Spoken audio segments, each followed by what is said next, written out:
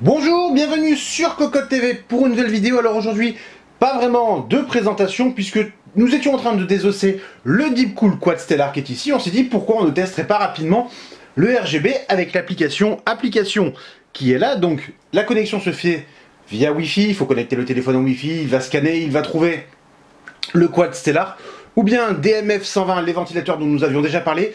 Alors d'ailleurs, on en profite pour le dire, il faut deux applications, et ça c'est quand même assez dommage, une pour le Quad Stellar, une pour le MF120, et on se dit que si jamais il y a d'autres produits qui sortent, il faudra peut-être d'autres applications, il manque peut-être quelque chose d'unifié, on aurait la liste des applications, on choisit, la liste des produits, pardon, on choisit, bref. Ça c'est un détail, aujourd'hui nous parlons du Quad Stellar, avec le RGB, et bien entendu, les panneaux qui peuvent s'ouvrir. Il suffit d'aller dans la partie température, il y a une sonde qui va analyser la température ambiante. Alors on vous le dit de suite, nous n'avons pas regardé pour l'instant où elle se situe, ni comment elle fonctionne, si on peut la déplacer ou non. On verra ça un tout petit peu plus tard. Tout juste pouvons nous dire qu'il fait 21 degrés a priori dans le bureau. Et si on appuie sur ouverture, ça va ouvrir les 4 panneaux qui sont là afin d'augmenter le flux d'air. L'air va mieux passer ici avec des filtres bien entendu derrière. Pareillement sur les 3 autres et on peut bien entendu les refermer. Alors l'air passe quand même sur le côté, mais c'est un peu plus réduit. On notera que là, les ventilateurs sont au minimum. On peut augmenter la vitesse des ventilateurs à l'avant et pareillement à l'arrière. Alors ça, c'est sympa de pouvoir choisir si on veut augmenter à l'avant, à l'arrière. Il manque une petite option pour linker les deux. On clique, on valide.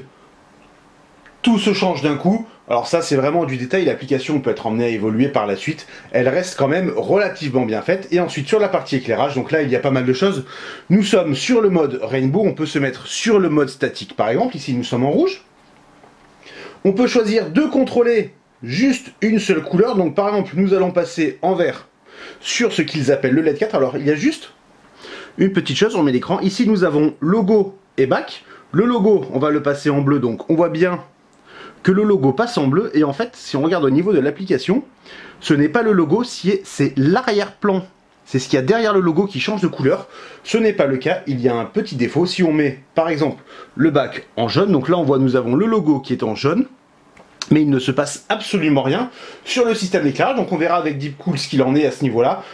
Bref, ça reste quand même très très bien fait. On peut passer sur plusieurs modes avec les couleurs personnalisées. On peut aussi faire un contrôle externe, donc là il y a eu un petit hack, en fait c'est si on a une carte mère compatible, on va pouvoir brancher tout le système d'éclairage à la carte mère, par exemple une carte mère Asus avec AuraSync, et faire une configuration directement via le BIOS, via l'application dédiée Asus. C'est à peu près tout ce que nous avons à dire pour l'instant sur le boîtier. On fera une vidéo de présentation plus complète sur le châssis, etc.